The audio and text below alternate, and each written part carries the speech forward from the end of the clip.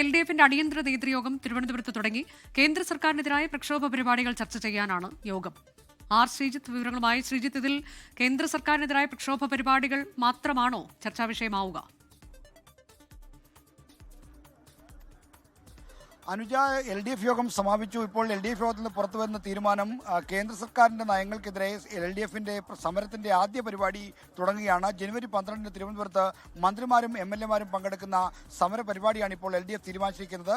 കേന്ദ്ര സർക്കാരിന്റെ ഈ സംസ്ഥാനത്തോടുള്ള സാമ്പത്തിക ഉപരോധം, ഒപ്പം തന്നെ ഈ തൊഴിലുറപ്പ് പദ്ധതിയിലെ മാറ്റങ്ങൾ, ഇതോടൊപ്പം മറ്റൊരു കാര്യം എന്ന് പറഞ്ഞാൽ വായ്പാ പരിധി വെട്ടിക്കുറച്ചത് അടക്കമുള്ള കാര്യങ്ങൾ ചൂണ്ടിക്കാണിച്ചാണ് ആദ്യഘട്ടത്തിൽ സമരം പോകുന്നത്. കേന്ദ്ര സർക്കാരിനെതിരായ സമര പരമ്പരയുടെ തുടക്കമെന്ന നിലയിലാണ് ജനുവരി 12-ലെ സമരം ഇപ്പോൾ പ്രഖ്യാപിക്കുന്നത്. അല്പസമയത്തിനകം ഔദ്യോഗിക പ്രഖ്യാപനം ഉണ്ടാകും. മന്ത്രിമാരും MLA-മാരും പങ്കെടുക്കുന്ന സമരമാണ് ഇപ്പോൾ ആവിഷ്കരിച്ചിരിക്കുന്നത്. ആ സമരമാണ് ജനുവരി 12-ന് തിരുവനന്തപുരത്ത് നടക്കാൻ പോകുന്നത്. മുഖ്യമന്ത്രി സമരത്തിൽ പങ്കെടുക്കില്ല. എന്നാൽ മന്ത്രിമാരും MLA-മാരും അണിനിരക്കുന്ന ഒരു സമരമാണ് കേന്ദ്ര സർക്കാരിന്റെ സാമ്പത്തിക ഉപരോധത്തിനെതിരെയും മറ്റ് നയങ്ങൾക്കെതിരെയും ഇവിടെ നടത്താൻ പോകുന്നത്.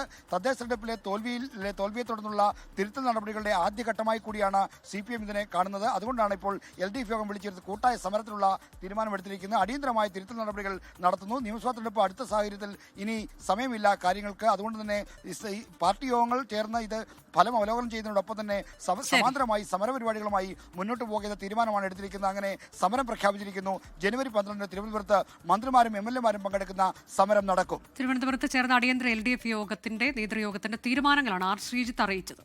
ലോകത്തെവിടെയായാലും ഏത് സമയത്തും 24 വാർത്തകളും ഓഗ്മെന്റഡ് റിയാലിറ്റി പാക്കേജുകളും എക്സ്പ്ലെയിനറുകളും വിശദമായി കാണാൻ ഞങ്ങളുടെ YouTube ചാനൽ നിങ്ങൾക്ക് സബ്സ്ക്രൈബ് ചെയ്യാം.